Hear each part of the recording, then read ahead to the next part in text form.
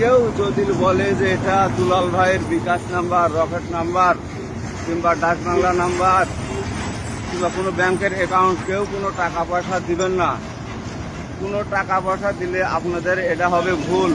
আমি কোনো টাকা পয়সা চাই না, আমি শুধু আপনাদের কাছে দোয়া চাই। আর বাংলাদেশ সরকারের কাছে আমার আকুল আবেদন যে আমাকে যেন বর্ডার পার হওয়ার জন্য ভিসা যেন দেয়, কয়েকটি বর্ডার পার হওয়ার জন্য যেন আমাকে ভিসা দেয় বাংলাদেশ সরকার। এই জন্যই আমার আসসালামু আলাইকুম। প্রথমে আপনাদের কাছে আমার সালাম রইল, আসসালামু আলাইকুম।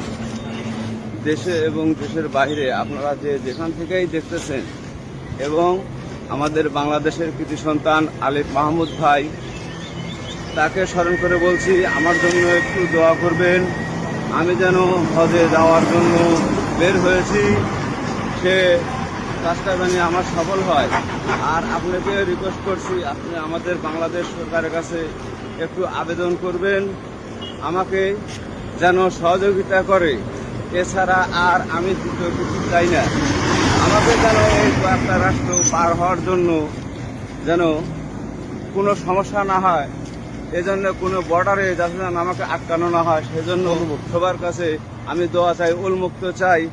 আর আপনাদের সবাইকে বলছি যে আপনারা কেউ যদি বলে যে এটা দুলাল ভাইয়ের বিকাশ নাম্বার, রকেট নাম্বার কিংবা ডাক বাংলা নাম্বার কিংবা কোনো ব্যাংকের অ্যাকাউন্ট, কেউ কোনো টাকা পয়সা দিবেন না।